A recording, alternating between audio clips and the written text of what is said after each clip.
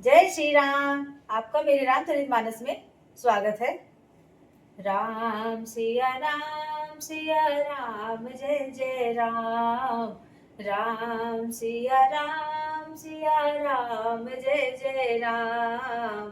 अब लगी मोहिना मिलऊ को मैं ना जानवो काहू। लोक मानता नल सम कर तप कानन दाहू। अर्थात कपटी राजा कह रहा है, कपटी मुनि यहाँ पर बता रहा है कि अब तक तो कोई मुझसे मिला ही नहीं और ना ही मैं भी किसी से मिला हूँ, क्योंकि लोक में प्रतिष्ठा तो अग्नि के समान है जो तप रूपी वन को भस्म कर डालती है। तुलसी देख सुबे सुभूलहि मूढ़ न चतुर नर। सुंदर के किहि पेखु वचन सुधा समय आसन ही। तुलसीदास जी कहते हैं कि सुंदर वेश देखकर मूर्ख ही नहीं बल्कि चतुर व्यक्ति भी धोखा खा जाता है।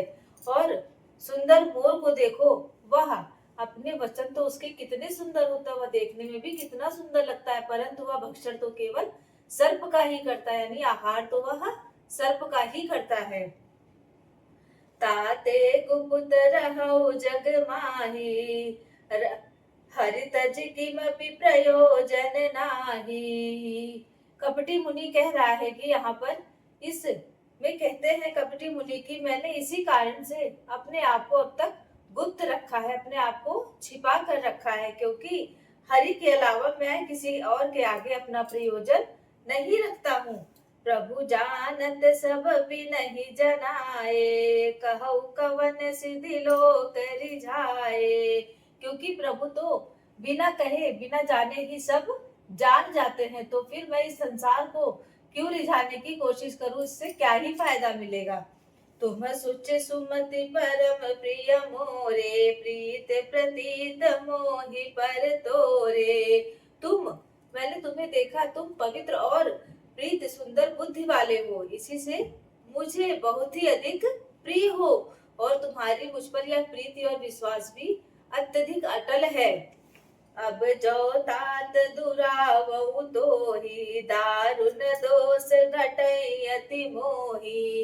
इसीलिए हे तात, मैं अगर तुमसे अब कोई छल करता हूँ या मैं तुमसे कोई झूठ बोलता हूँ तो मुझे कहीं में भी जगह नहीं मिलेगी, मुझे बहुत भयानक दोष भी लग जाएगा। जिमि जिमि ताप सुख थई उदासा तिमि तिमि निपहि उपज विश्वासा। जो वह तपस्वी राजा के सामने ऐसी ऐसी बातें रख रहा था, राजा उसके ऊपर अत्यधिक और अधिक विश्वास करते जा रहे थे। देखा स्वबस कर्म मन बानी तब बोला तापस मग ध्यानी। जब उस बकुले की तरह ध्यान लगाने वाले मुनि राजा को कर्म वन और कर्म वचन से फंसा लिया, यानी अपने वश में कर लिया, तब तक जब तक कर नहीं लिया तब तक वह उसे रिझाता ही रहा है।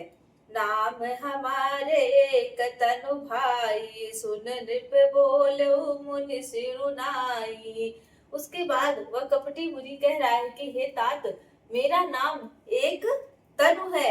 यह सुनकर राजा उनको चरणों में वंदना करते हुए कहते हैं कि मैं तुम्हारा ही दास हूँ, अब आप मुझे अपना समझकर अत्यंत अनुरागी हूँ, सेवक जानकर अपना नाम का कहऊ नाम कर अर्थ बखानी मोहि सेवक अति आपन जानी।